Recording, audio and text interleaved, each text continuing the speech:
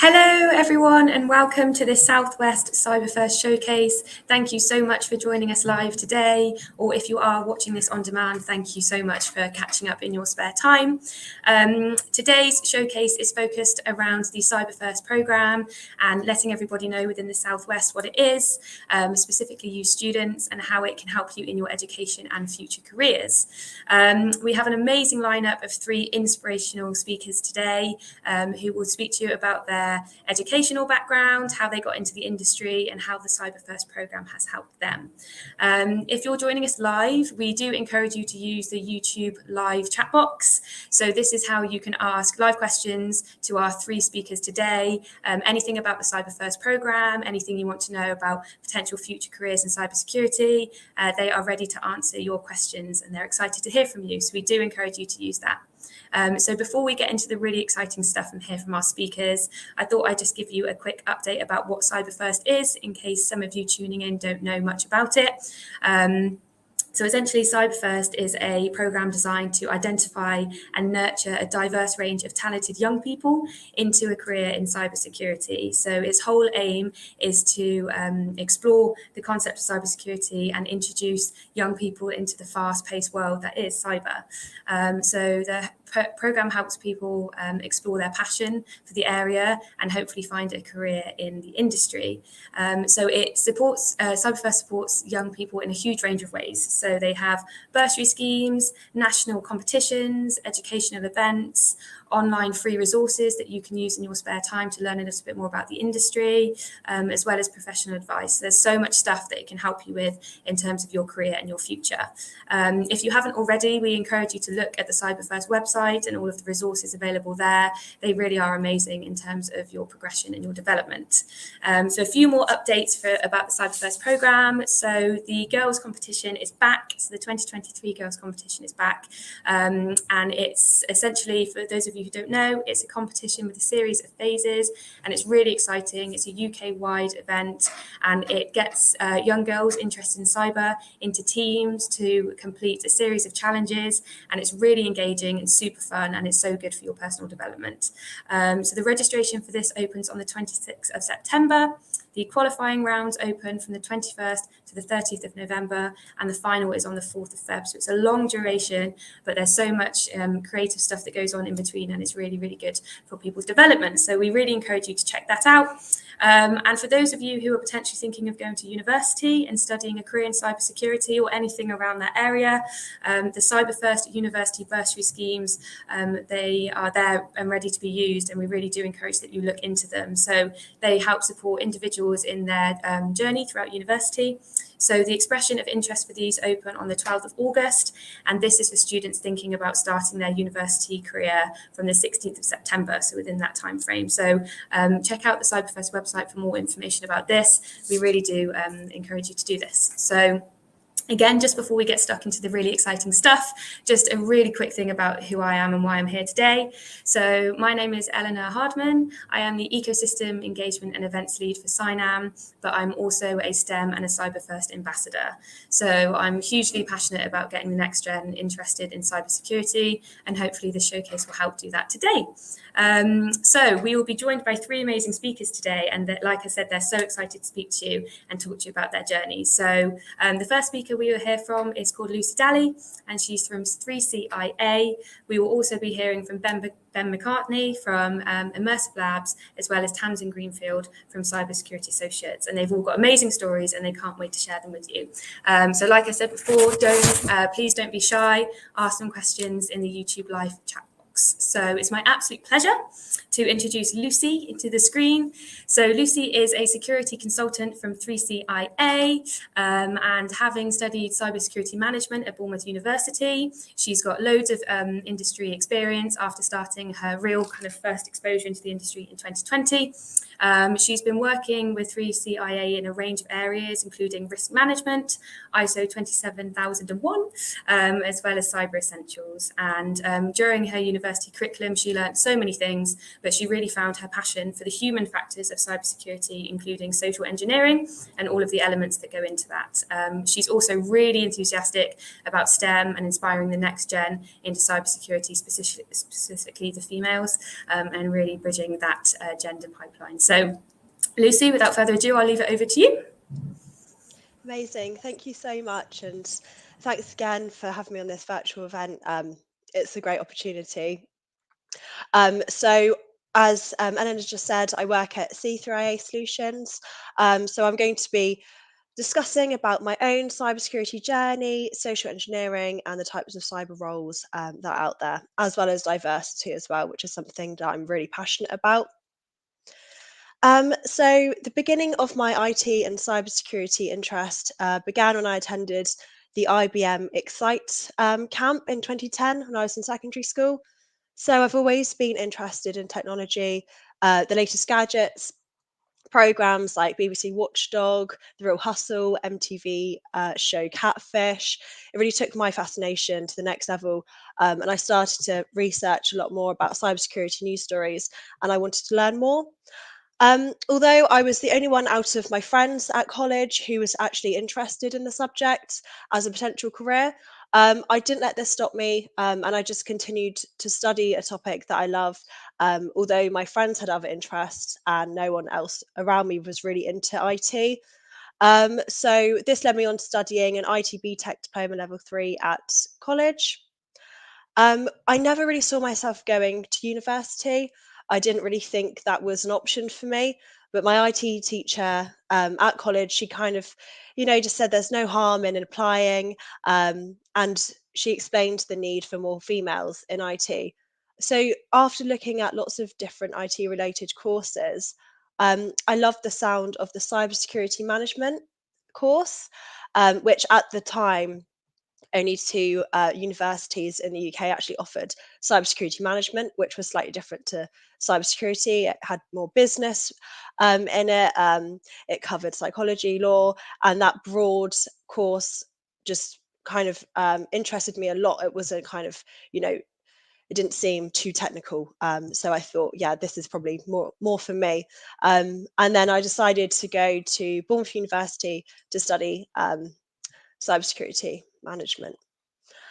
Um, so my course at uni focused on a range of cybersecurity areas, and this helps me at work. Even now, I can still relate things back to my uni experience and remember some certain things, especially with technical areas or areas that I don't work on a daily basis. I can recognise some things from university and put that into practice at work, and I don't have to work, completely from scratch in some parts. I can kind of remember back from uni because it was such a broad course.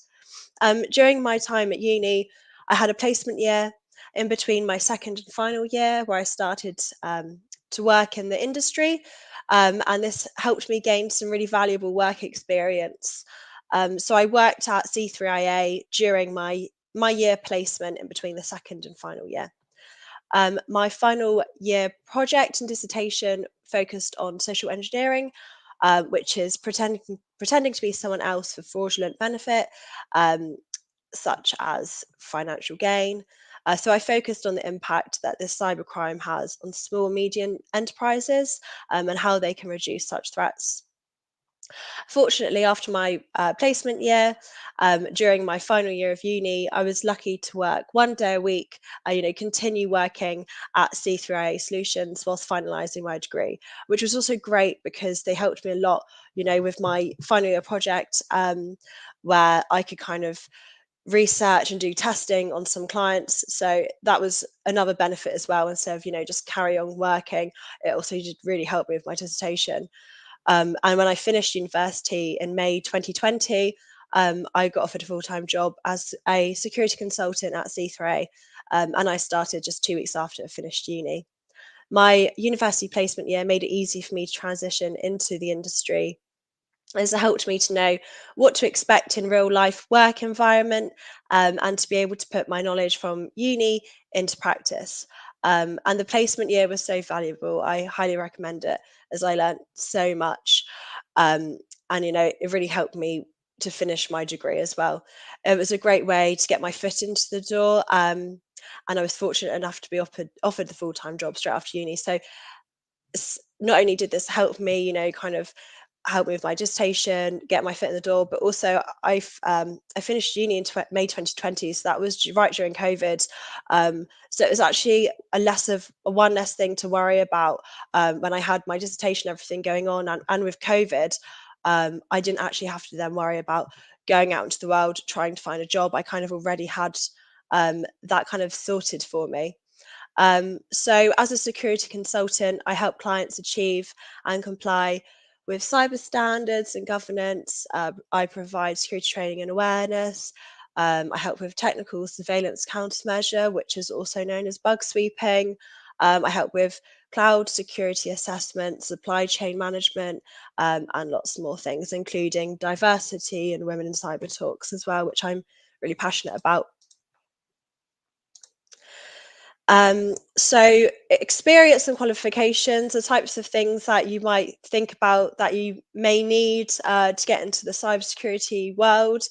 I guess a mixture. So you could either go through like an work experience, apprenticeship type, or maybe more into degree. I think that's probably a personal route if you want to do either apprenticeship or a degree. Um, However, with my degree, I actually had the choice of doing a placement year, and I don't think that I would have really been so into going for a degree if it didn't have the placement year, just because I feel like that really helped a lot. So if you do want to go to uni, maybe make sure you can do some kind of work experience in the industry you want to go to as well. But that's really a personal thing if you'd rather do apprenticeship or uni. And obviously with uni, you get the really fun lifestyle. So that's always a bonus. Before that, though, obviously there's ITB tax, A levels, but it's also really important that you understand how to manage risk, regardless of what areas you actually want to work in. So humans are the weakest link in cybersecurity. About 90% of cyber attacks are because of human error. These human errors can be because of lack of training and awareness, lack of motivation in the workplace, malicious intent, or the urgency to respond. For example, acting fast to reply to an email without recognizing that it's suspicious. So, social engineering is lying about who you are. Or your intentions to manipulate individuals into giving out confidential or personal information to use for fraudulent purposes, such as financial gain. So phishing, it's a form of social engineering. It's the most common type of cyber attack. It's a fraudulent attempt to obtain sensitive information or data, such as usernames, passwords, and credit card details, by pretending to be a trustworthy entity. So such scams are performed through email. There's also different types of phishing, such as smishing, which is through text message, or vishing, which is by voice, so like a phone call. And there's an example of a phishing email. So the main things to look out for that makes phishing email suspicious is the urgency displayed. So where it says, invoice is due now, the link to the web address does not match up to what it's supposed to be. This is actually a lot easier to check if you use your laptop rather than your phone, because you can hover your mouse over the links. Obviously, don't click on them, but if you hover over, you can see that the URL is usually a lot different. The email address is incorrect or fake. There's poor spelling, grammar. It's generic, doesn't address you by your first name, and it's trying to make you click on email attachments. So they're the main things really to look out for in a fraudulent email. Um, so this takes us on to different types of cyber roles that are out there. It's probably really difficult to think about what kind of cyber role you want to go into, because there are so many. Cyber is so broad, as I said before as well. You don't really need to be overly technical to work in cyber. My main interests are social engineering, human factors, cyber psychology, but there's just so much out there. So, for example, I've spoken about security consultant, so cyber psychologist that studies how humans are impacted by technology, how they interact over online mediums, and the effect of cyberspace interactions on the minds of individuals. Digital forensics investigator, so a specifically trained um, professional who works with law enforcement agencies as well as private firms to retrieve information from computers and other types of data storage devices. Security analyst, so they plan and carry out security measures to protect an organization's computer networks and systems.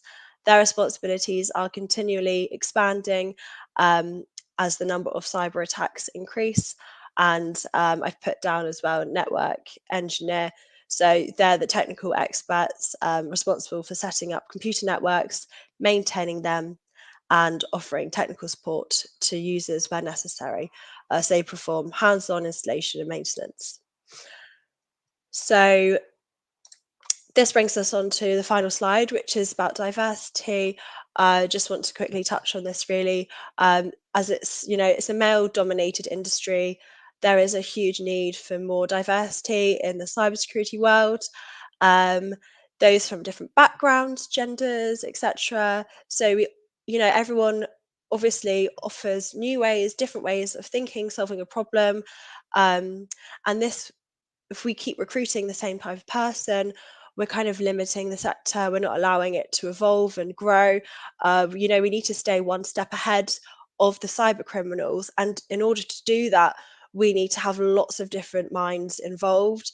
So if the more diversity we have in the industry, then this really helps us to understand how the cyber criminal is thinking, responding, acting, and how those attacks are growing, so we can always stay one step ahead of those cyber criminals. It's potentially more challenging for women in the sector, although we are needed in the industry. I personally feel that I constantly need to prove myself as I am a minority.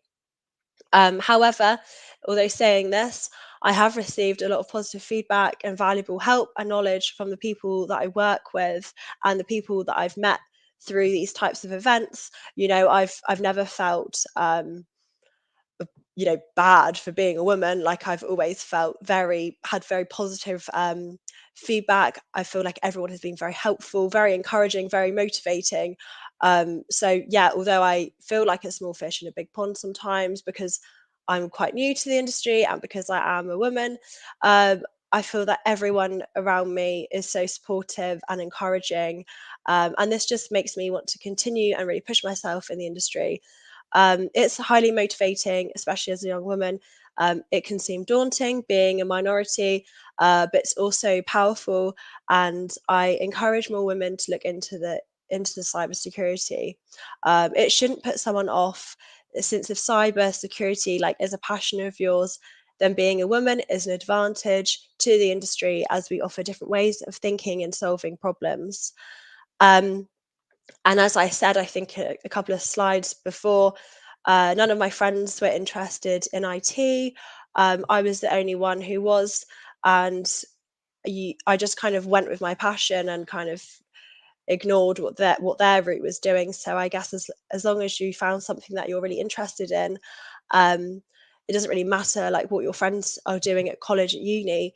If you keep going and doing what you really love, then you'll really enjoy it, and um, yeah, you'll really help to just find what you're really good at and what you enjoy. I think as well, a lot of women have the perception of cyber being really technical. Um, but as I said, there are so many different areas where you don't need to be as technical, like social engineering, human factor side, or even governance standards and risk management. So yeah, with so many of these options, this should entice more people, especially women and people from different backgrounds, to get involved in cyber, really. So yeah, that's my slides. I don't know if there was any questions or anything, but I've put my email address just in case anyone wants to email me afterwards.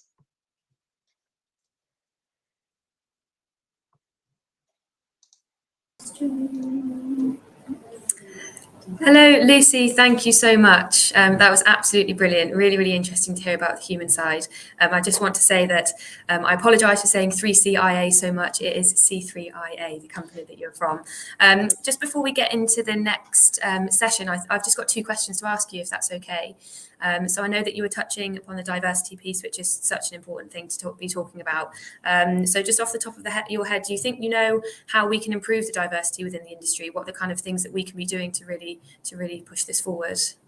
I think definitely events like this and CyberFirst, I think it's already making a massive difference, and getting it more into schools, because when I was at school, it wasn't a thing. And when I did IT lessons, it was just making PowerPoints. It wasn't really anything to do with IT.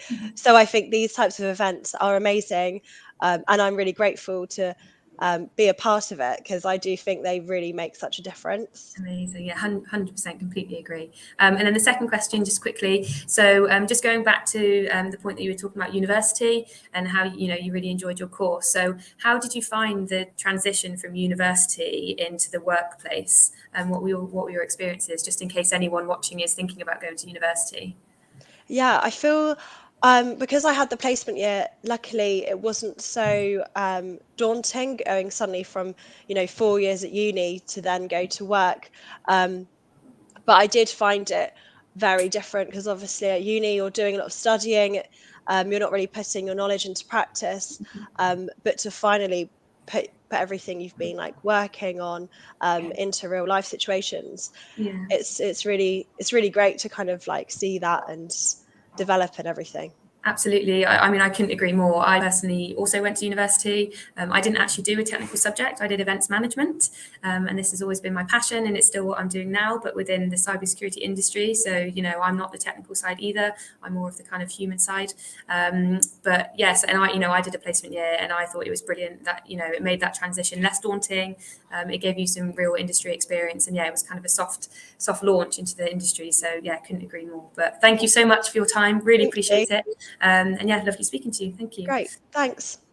So next up, we will be joined by Ben McCarthy. So hello, Ben. Hi. Hello. So after studying computing at university, Ben joined QA training, where he taught degree apprenticeships and worked with some of the most talented trainers in the world. So after this, Ben began learning reverse engineering whilst joining Immersive Labs, and you've been there for 4 years. Is that correct? Yep. Around 4 years. Correct. 4 years. And he's now their lead content engineer. So, and he's also had work published in InfoSec magazine, which is absolutely brilliant. Hobbies. So you're interested in singing rock, playing jazz, piano, chess, and gaming, which sounds brilliant. So that's just a brief introduction into Ben. But I will leave it over to you to talk more about your education and your experience in the industry. Awesome. Thank you. Hello, everyone. So my name is Ben McCarthy. I'm a lead reverse engineer here at Immersive Labs. So for anyone who doesn't know what reverse engineering is, these are individuals that take created artifacts like malware, computer viruses, operating systems like Windows and Linux, or any program really that runs on technology, and we try to find out how it works. Or we also try to find if there's any issues in there. So today, what I've been asked to do is chat a little bit about security, how I got into it, and whether or not I enjoy it. So I was thinking it's probably a good opportunity to start right from the beginning. So about 27 years ago, I was born. I'm only joking. I'm not going to start from there. So I am 27 years old, and I've been in the industry for about 6 years now. But before university, I never actually wanted to do anything computing related. I actually wanted to go study business at Sheffield University. I went to an all-boys grammar school, but sadly, and this is a little bit of a personal story, but sadly, I actually burnt out before finishing my A-levels. I ended up not doing any of my final exams. I ended up going and living with my auntie for about 3 months, just while I kind of recovered from my burnout, essentially. I was dealing with a lot of anxiety, and later discovered that it was OCD, in fact. So I ended up getting X's. I didn't know that was actually a grade at school, an X, but I think it means that you just didn't turn up to the exams. But what ended up happening is my dad suggested to me why don't you go to your local university and study a foundation course in something like computing? And I said, okay, yeah, no, that sounds like a good idea. I can stay at home, recover still, and go do something quite interesting. So I started this foundation course. For anyone that doesn't know what a foundation course is, it's a year. I think it's a year, or it might be 2 years, to try and get either mature students or people that didn't do so well in their exams at school up to degree level, so that they can then go and complete an actual degree. And I'm not gonna lie, I absolutely loved it. I absolutely loved studying computing. I started programming. I started learning about databases, and even I found that interesting. And anyone who's done databases would not say it's that interesting. So I spent about a year in that foundation course, and my grades were good enough for them to actually send me to the second year of the degree. So I jumped from the foundation to the standard degree program because I was just putting in so much effort, because I really, really enjoyed it. And then came the third year. And the third year is where I did a cybersecurity module. So I hadn't had any cybersecurity sort of exposure before that point. So I was, 21 before I saw anything related to cybersecurity. And to be honest with you, it's pretty safe to say, I fell in love with cybersecurity and the things that you can do with computers, intended or not intended. So it was very inspiring to kind of do this module, and inspired me to think, okay, I'm actually going to progress within that industry. So after I left university with a first, which I was very proud of myself, to kind of come from leaving school that way to leaving university with a first, I ended up emailing the director of cybersecurity at QA. I emailed him my CV and said, hey, would you like someone who likes cybersecurity, doesn't know a huge amount, but loves it and would like to know more? And they said, I'm not sure, because you don't really know too much. And I said, well, I will, just give me an opportunity. So they did, thankfully, and they put me in this very, very junior cybersecurity trainer role. And one of the roles, one of the things I was doing was actually degree apprenticeships. So I was teaching apprentices that were going through a degree program, and also working in various organizations around the country. With that as well, I also actually was part of the beginning of CyberFirst. So I helped deliver CyberFirst across all of the whole country. So over in Ireland, Wales, Scotland, here in England. And I also created some of the content, that maybe some of you today will be like doing, actually, which is really cool. But what it showed me is that there is a lot of interest in cybersecurity, and there is a lot of and there's so much to learn. So I ended up buying tons of books. I ended up setting up my own hacking labs at home, and I ended up just listening to talks as much as I possibly could. Because what's amazing about technology, not just in cybersecurity, is that it gives you access to tons of information. So everyone can kind of take a look and think, okay, I'm interested in, let's say, ethical hacking. I can go and watch YouTube videos, or I can practice online. Maybe I'm interested in defensive stuff, like incident response or digital forensics, and you can go and find courses online. You can find YouTube videos. There's tons of stuff, and that's one of the greatest things about technology, is that it can bridge that that gap to kind of enable people that maybe don't have the most privileged background to kind of jump in and start on their cybersecurity journey. So eventually, I went to facilitate a flagship program for QA, and that's where they hired some of the greatest trainers, like some of the most technical people I've ever met in my life. Can do things with computers that blew my mind, and it really inspired me to learn specifically reverse engineering, because they were understanding computers beyond what I'd heard ever. So it really pushed me to kind of go and learn assembly language, which is one of the first kind of languages. Sorry, I was just reading the comments. One of the first languages that were used to program computers. And it also, has made me learn a whole bunch of things about technologies that I would never have imagined that I would have known. So, I know way more about Windows operating system than I ever thought I would. So eventually, me and my colleague ended up replacing one of these incredible trainers and delivered the reverse engineering course ourselves. And it was probably one of the most stressful weeks of my life, because it was big shoes to fill. But we did a pretty good job, I hope and I think. And eventually, because of that, my name got out there a little bit, and my current CEO here at Immersive Labs called me up and offered me position at Immersive Labs. So, if I just want to take a sort of step back for a second and kind of think, okay, if you look at where I was at the beginning, right at the beginning, I kind of essentially, failed school. I didn't finish it off. I didn't finish any of my exams, but now I was working for Immersive Labs, this hyper fast growing startup in the UK that's now global. And I was the 30th employee, I think, and we're now 350. So, the point is that because I found my passion in cybersecurity, I realized, this is something I really want to put my effort into. And one of the biggest bugbears, and I want to revisit this again later on in the talk, but one of my biggest bugbears is that often many people think that they have to be programming since they're about 7 years old, have to be hacking since they were like 12. And that's not true. I didn't do cybersecurity until I was 21, and now being 27, I lead my reverse engineering product here at Immersive Labs. And I've done some incredible, I've been, as Eleanor said earlier, I was published in InfoSec magazine, for example, talking about some malware.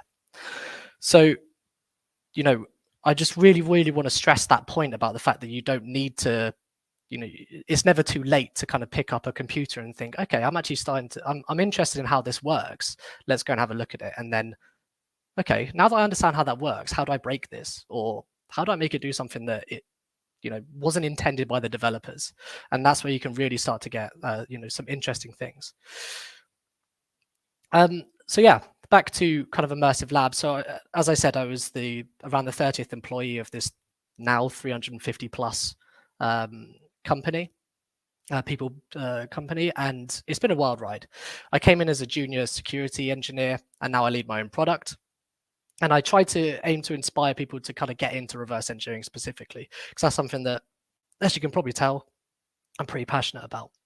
But the sort of things that I've done here at Immersive Labs is we release sort of environments based on the latest threats. So if there's a new piece of malware, computer virus that has been released that's affecting companies around the world, or if there's a new exploit that is being used to attack companies, then we create these environments to kind of show our customers, right, this is what, this is the most important information you need to know to understand what this threat is. And we do that within 24 hours, so that is it's quite a high turnaround, and it's incredibly fast paced. And it requires, a lot of understanding, a lot of research, and it's really good fun.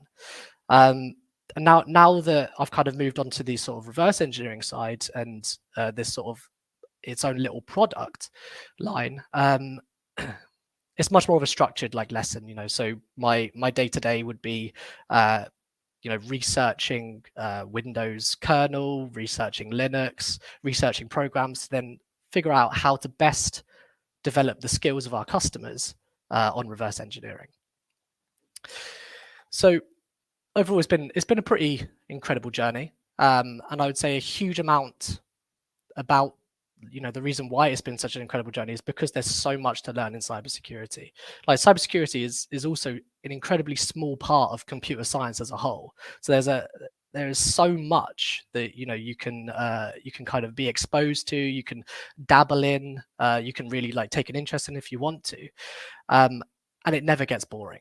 And I think that's probably one of the best things, and one of the most inspirational things that I can try and say is just try loads of different things in technology. Maybe you didn't enjoy writing Python programming language, for example, but maybe you'll enjoy a different language like C you know, if you're really hardcore, or C++, or if you fancy going into sort of web related stuff. And then what you can do after you understand how those things work is really start to move into, okay, how do I break it? How do I make it do things that the developer wasn't intending for you to do?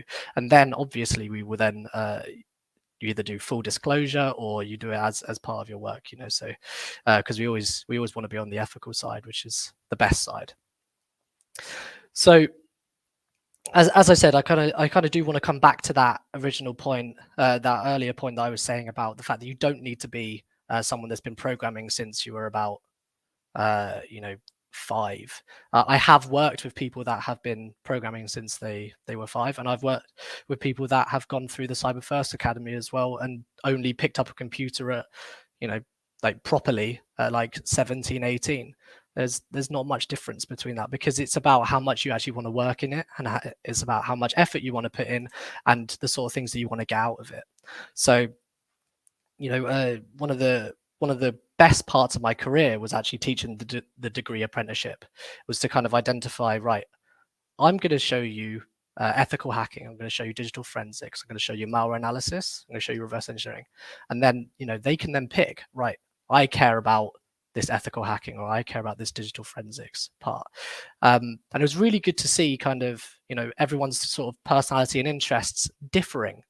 And, as Lucy said in the previous talk, we need loads of different mindsets here, like, because there are all of these problems that cybersecurity is trying to solve, and we can't do it with just one sort of mindset. We need everyone's collective mindset, different mindsets, to get together and identify solutions for all of these problems that we're facing. Tons of attacks worldwide constantly. And protecting products, and even protecting your home network, for example. There's a whole host of problems out there that need solving. And some of the best cybersecurity professionals that I've worked with have been from minority backgrounds, and because of the beauty of technology, there shouldn't be that barrier.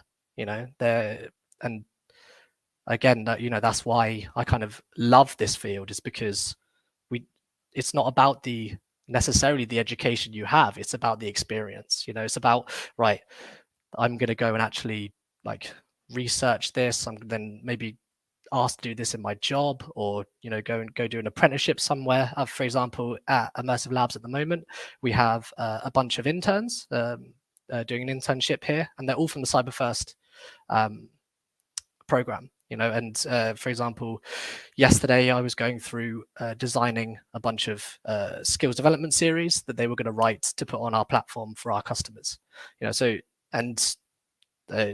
In fact, if I tell you what their ideas were, it was either some Raspberry Pi hacking, game hacking, understanding the sort of things that happen inside games, so that you can go to the developers and say, hey, you need to harden your game defenses. Or they were also looking at open source intelligence and using digital forensics to find a person who has done a breach inside an organization.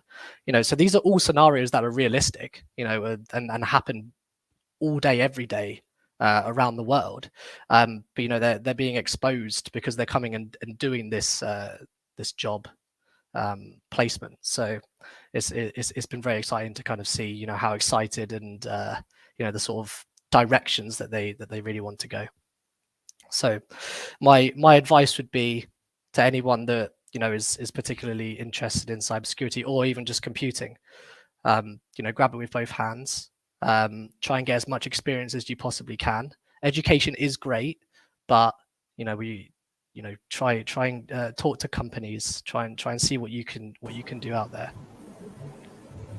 Ben, thank you so much. That was so brilliant to hear about your journey. I really hope that it inspired some people listening now or listening later on demand. It was absolutely brilliant. Just before we hand over to our third and final speaker, we have had a question from Abbeyfield School. So thank you so much, Abbeyfield, for the brilliant question. So it says, Ben or Lucy, what does a typical workday look like for you? Okay, so It's quite an interesting question, because if you ask Lucy, it's going to be very different to mine, to my answer, because of the fact that cybersecurity is so broad. So for me specifically, I have a lot more of a sort of a researchy role, where I need to, understand certain security implications inside operating systems, and then I, write skills development, like training, basically on these different parts of the operating system. I would like to get Lucy over, but to answer the question, if she's there as well, just to see the differences between what me and her do. Yeah, we will see if she is available. She is. Just have my camera off. Yeah, so a day, every day is so different. It can really vary. Sometimes what I love as well, like about being a consultant, is sometimes I'm on the road, sometimes I'm working from home, sometimes I'm in the office, have different types of clients. So yeah, I like being out and about, doing different things, and it keeps it all interesting, really. Absolutely. Amazing. Another answer to this question as well is that I work with many other people from offensive teams and defensive teams as well, so their days will look completely different. They'll come in and be looking at logs to see if any attacks have been made. And then the attacking team, for example, will be going in and actually looking at various like web applications or products to see if there are any security issues there. So, day to day is so different in cybersecurity, and it's awesome. Amazing. Ben, thank you so much again. It was brilliant to hear from you. Thank you And last but not least, we have our third speaker of the day. So I'd like to introduce Tamzin to the event. Tamzin, thank you so much for joining us. So Tamzin is currently in her second year of higher apprenticeship, delivered by the University of Gloucestershire, and she is apprentice at CSA, Cybersecurity Associates. And she is currently a junior SOC analyst, protecting over 35,000 endpoints. So just quickly, as a woman in STEM, Tamzin feels it's part of her duty to encourage and inspire the confidence of the next generation of tech users. Having worked with Tamzin myself on a range of events, I know that she's so inspirational, and she's always keen to get involved with as much as possible. So she's been involved with SINAM events, with the NCSC, with Women in Cybersecurity, and the UK Cybersecurity Council. So she's done so much stuff, which I'm sure she'll tell you about. So I'll hand over to you, Tamzin, to speak to our audience today about your journey and how you're involved with CyberFirst. Thank you, and such a kind welcome. So thank you so much. So hi everyone, you've done really well to get through what has been, a lot of information at you all at once. So my section is just going to be a bit about, who I am, my pathway, and then what we as companies and people in industry are going to do to help you guys out through CyberFirst, which is the main point of the scheme, really, is to help, people who are young, who are students, to get into industry. So yeah, my career pathway is a junior cyber analyst apprentice, which is a bit of a mouthful. So I'm currently in my second year of a bachelor's degree in cybersecurity. And because I do it through an integrated cybersecurity professional apprenticeship, this means that I usually spend about 1 week a month in university on the campus, doing an entire module in that week. And the rest of the time I'll spend in full-time work with my employer, Cybersecurity Associates. So for me, because I'm an apprentice, it's a typical 9-to-5 sort of job. But for other people who work in a SOC, you will usually be covering shifts. You can go, from 5 a.m. to 2 p.m. or from 1 p.m. to 10 p.m. Or you can even have some SOCs that are 24/7 and will do rotating shifts so that there's people online all the time. But as an apprentice, I get the easier job, and I only have to do 9 to 5, which makes it a bit easier to attend events like these. So my apprenticeship for me was the best option, and I do think it's one of the best options for young people today. It offers me this degree. So when I graduate, I'll have a bachelor's of honours of cybersecurity, and I only have to go 1 week a month, but I'll still graduate in the typical 3-year time frame. So because I'm doing work at the same time, I won't have to take any work experience years, any placement years. I'm already going to have 3 years of experience under my belt, which is the second bit that I think the apprenticeship really is a really good benefit of taking on an apprenticeship, is that you get to work full time and you get to get some real technical knowledge. And obviously, if you go to university the full time, you can go and do a placement year. Usually your third year can be a placement year. But here, when I leave, I'll have done 3 years of full-time work and had a degree, which is a pretty good deal. So the apprenticeship scheme means that I don't have to pay any fees for university. So I think typically people pay about 60,000 in total, somewhere about, depending on which university you go to, of course. But I don't have to pay anything. My apprenticeship is a non-levy apprenticeship, so my employers only have to pay about 10% as well. So it's quite a good deal for all of us. And I also get paid as a full-time role. So I'm actually making money. And I think it puts you in a really good position if you're doing an apprenticeship. It means that when you're done, you are ready to move somewhere, to get your own place, to take big steps. And if you're happy to take on the sort of workload associated with the apprenticeship, it can be a really, really good choice. Because again, I think everyone likes the benefit of making extra money. So what else did I put? I put growth. So this is a big thing for me. I think Eleanor spoke a little bit about it, is that I do take on a lot of personal development projects during my apprenticeship. And this is actually a part of your apprenticeship that will be, it's in your off the job time is what they call it, which you're supposed to put towards your personal growth and your education and your learning in both academic and non-academic environments. So for me, I've become a co-founder of B-Sides Cheltenham, which is a security conference event. I have spoken at multiple events, including this one, of course. But as Eleanor said, CyNAM, the UK Cybersecurity Council, spoken for the NCSC and Women in Cybersecurity. I just like to, to go to these events and support the community, because I think the apprenticeship as a scheme is, it's a real gift for me as an apprentice. And I mean, who doesn't want to give back when you get something that great? So I've also become a STEM ambassador. I'm one of the CyberFirst e-mentors, which is something that we're launching in schools all across the United Kingdom, but it's just in its trial phase right now. So if you haven't heard anything about it, don't worry. There's only a very few amount of schools that are partaking. And I'm also the CyberFirst Apprentice role model. So I assume you guys have a link for this, but there is something called the Cyber TV, which basically is a massive collection of things made by the NCSC or made for the NCSC that have information about apprenticeships, interns, full-time positions, university, the CyberFirst bursary. They have basically got information on everything but CyberFirst from people who are really involved in the scheme. So it's really good to be able to partake in that. And it's led to other really good things for me personally, such as I'm the digital route ambassador for apprenticeships in the United Kingdom through the Institute of Apprenticeships and Technical Education. So there's some pretty gold-plated qualifications that I've, been enabled to get and supported to get through my apprenticeship. So all of this work is supported by my employer and my educator. And in a sense, it's supported by the government schemes, because all of these things are set up by and supported by the government. So I think they're just a really good benefit. So how did CyberFirst support my path into cyber?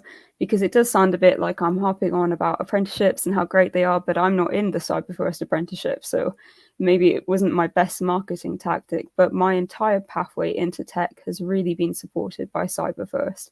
I joined tech as a career when I was very young. I did the CyberFirst Girls competitions, and that introduced me to things that if you had just given them to me in the classroom, I wouldn't have thought I was smart enough for. If someone had given me, a pig pen cipher or hashing and sorting, if they'd just given me that in a classroom, I would have balked at it. I wouldn't have understood what to do. But taking it out of the classroom environment, which can cause some anxiety for some people because there is a bit of stress there, taking it out of that environment just made it fun. It was something outside of school. I did it with my friends. It's quite a cool thing to do. And my school, Ribston Hall, was asked to be a trailblazer for the CyberFirst Schools scheme. And we were actually awarded a silver award. And this is just one of those things where, I'm very thankful that CyberFirst took an interest in schools, and especially my school, which was an all-girls school, which is known for arts and humanities. They're not a school you typically associate with tech, but they really changed the trajectory of my life and my career. So I'm very, very thankful.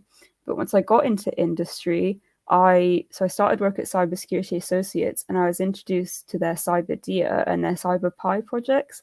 And some of you guys, if you're coming from a school and you're watching this from a classroom environment, you may have been in the cyber DIA, or you may have CyberPi projects in your school if you're affiliated with the CyberFirst program.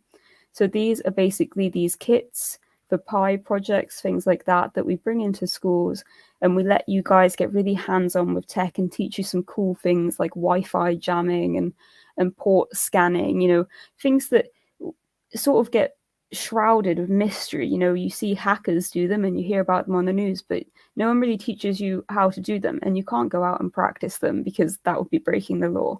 So we make it a safer environment for you guys to see these really cool techniques and get to grips with these coding challenges that can be quite intimidating if you aren't supported by someone else. And obviously, I think it's quite obvious, I really think that we all need to be the change. So now that I'm in industry and I'm giving back to CyberFirst, you know, I've been honored to be made a role model, an ambassador for these sorts of schemes, an ambassador for diversity in cyber. I think it's such a privilege to have. And CyberFirst as a scheme really enables me to give back. And when I'm giving back, you know, it means that I can help bring more people into tech, no matter who they are. So as I've said here, I don't agree with the philosophy that, you know, you should get into industry and then close the door behind you. I don't agree that struggling and, you know, facing adversity makes you any better at this job. I think we should be making it as easy as possible to get all of you young people into cyber, because that's what makes this change and that's what improves cyber. Because at the end of the day, diversity will only strengthen and empower, you know, the United Kingdom, but in general the world, and everyone who works in tech all over the world. It will only make us safer from, you know, malicious actors and vulnerabilities and exploits, to have a diverse range of people who are helping out in our tech sector. Because the more people we have to keep us safe, I mean, the better, right? Would you rather have 10 people or one person fighting a house fire? That's my sort of analogy for it. So my day-to-day work, so I am working in a security operations center, or a SOC is something that you might hear it called a bit more often. So as I said before, I work 9 to 5 as an apprentice, but most people will work different shifts. That's just because I'm an apprentice. And I think it's a bit like the 999 services. So you answer the calls when there's an incident, you investigate it, you'll send out any emergency services if they're needed, but just take all of that and apply it to computers. And that's pretty much the best analogy. That's not all we do.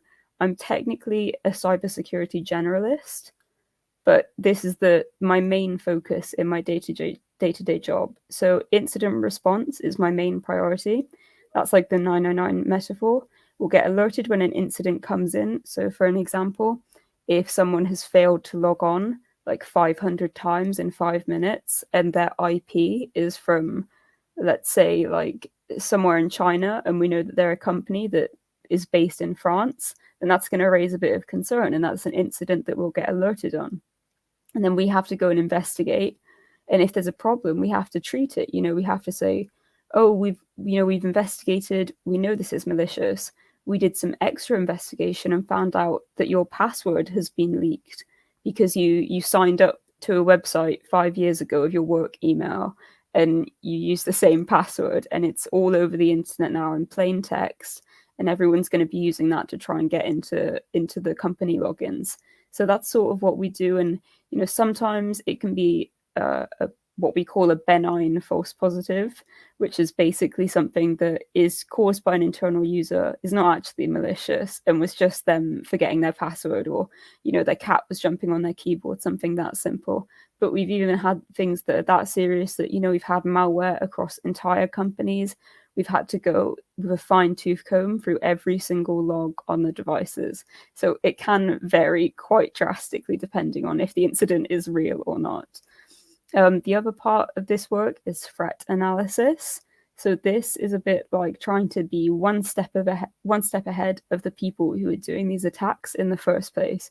We have to know what threats are actually going on right now, so then we can know what we're trying to look out for. So in the same way that, you know, A&E and the paramedic service and the fire service might know that there's going to be more burn injuries around, let's say, bonfire night or Guy Fawkes night, we know that we see more things like phishing attacks that have malware at the end of the week on Fridays and afternoons when people are tired and they're not going to be checking their emails properly. And we also know that we see a lot of campaigns that target financial information near the holidays because people are going to be buying a lot of stuff. They're going to see an email that says your order has been cancelled. Click here to arrange a new delivery. And they're going to go, oh my God, that was my daughter's birthday present or Christmas present. So, you know, we can track these trends, and it'll be good because we can talk to our clients beforehand and say, right, guys, get ready for this in a week. You're going to be absolutely slammed for phishing. And also, I mean, again, it's a bit obvious from the previous slides, but I get to do a lot of community outreach, not just because I am an apprentice, but also because as someone who works in cybersecurity quite generally on both a technical side and a non-technical side, we want to work with the community, especially the local community, but in general, improving the local community will then help improve everyone else in, you know, the United Kingdom. So on my side, I do a lot of the community outreach for CSA, or Cybersecurity Associates, my employer, because I am so interested in the CyberFirst scheme. So it's a natural progression for me. But as for industry outreach, you know, we have the privilege of being able to offer free consultancy and services for people local to us, like local charities or hospitals, places that get attacked quite often because they have quite poor cyber hygiene. And we get to offer them help at reduced costs or no costs. And that's something that, you know, in other industries, you don't often have the chance to do that because, you know, you can't, if you were doing, say, building work, you can't just build a house, you know, for someone for free, even if you want to, because, you know, there's still an associated cost of the materials. But with cyber, because we're already there, we've already got our laptops, we've already got the system set up, it's a lot easier for us to make a positive change. Very little negative effect to us, especially very little negative effect financially. So I thought it'd be really interesting for you guys to see how an industry, you know, from the industry side is working with CyberFirst more generally, and specifically focus on what I do outside of my technical work, which is the SOC work that we've just spoken about, into the more non-technical stuff. So the working with humans, as everyone dreads to imagine. So this is mainly stuff about, we're restarting our work with CyberPi and CyberDia projects to bring them into school. We're restarting our formal work with the NCSC as an affiliated company.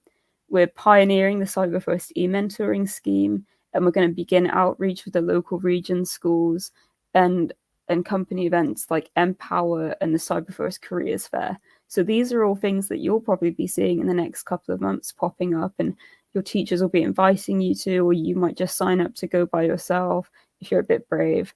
And those are just events that might not be on your radar if they aren't brought up to you, but are really, really good events for getting you into cyber, or for just getting a better grip about cyber hygiene and sort of what's going on, and figuring out if this is a sector that you want to work in. Because, you know, a lot of people, I think, you know, both the other speakers have touched on this, is that a lot of people think they aren't smart enough or aren't technical enough to work in cybersecurity, but that's really not how it is in the sector. So we hope that when we go to these events and you guys show up like you have today, that you'll be able to know that it isn't just hackers in dark hoodies. And I appreciate I've not done a stellar example of breaking that stereotype in this pitch black hoodie that I'm wearing. So, you know, as we go on to 2023, we'll begin doing outreach of national schools. So this will be some of you guys who maybe aren't very close to big cyber hubs like Cheltenham. So you'll be maybe further down south, maybe in, you know, seaside beach towns, or maybe very far up north, in these spots where we don't really get to do a lot of outreach because it is focused quite a lot on the southwest at the minute. And what we want to do is move that out so you guys get more of a chance to talk. And I think that is just about it for all I have that I can promise that we'll get to, really. So any questions? Tamzin, thank you so much. So there are two questions, actually, if that's okay. So the first is for you, and then we have had a question again from Abbeyfield in the comment box, and I'm going to bring everyone back onto the screen to answer that one. But my question to you, if that's okay, quickly, what is your favourite part of your job? If you can name one thing. Only one? Only one. You can only have one thing. Oh, But what's yeah. your favourite part of or favourite element? My favorite element has to be working with malware. I think it's something that is really intimidating the first couple of times you do it, and it's a bit like working with a wild animal or something, because it's like surgery. It's just exhilarating, and when you can go into it, look at the code, and see what makes it up and how it works, that can be something that really, once you've got it and you know that you've got it, it's just very empowering to do. Amazing, thank you. And then one final question to all of our lovely speakers. So again, we've had a question in the chat box from Abbeyfield, and the question is, how much can you earn? So Ben, if you don't mind kicking off with answering that question. Yeah. So I would say generally the cybersecurity salaries are very good. Like for me, it's been way more than I was ever expecting to do well in my life, which is nice. If you look at the typical salary for a cybersecurity specialist, though, it's averaged between £50,000 and £80,000 a year. And cybersecurity analyst's salary, you're looking at about 25 to 35,000, and then a cybersecurity engineer is around 50,000. But again, that's just average, and other companies will be more, other companies will be less. And then it gets even worse over in America, or better, depending on how you're looking at it. Yeah. Amazing. Lucy, do you want to add anything to that one? Yeah, well, exactly, really what Ben said. So yeah, I guess it's a good starting salary, especially like from someone if you just come out of uni, and it increases quite a lot. So yeah. And Tamzin, I know you spoke briefly about the kind of university fees and everything like that. So what are your thoughts on the question, just to make sure that we've had input from every speaker? Yeah, I mean, I would say obviously if you are doing it as an apprentice, I think for very young apprentices, if you start in college, there is a limit on how much you can earn. But for someone like me who starts at 18, I think you start more around the lower 20Ks, depending on which company you go for, about from 19K to 23K, just because you're young and you're not trained and you're very, very new. But as soon as you graduate, it will go right up to the average, really. Brilliant.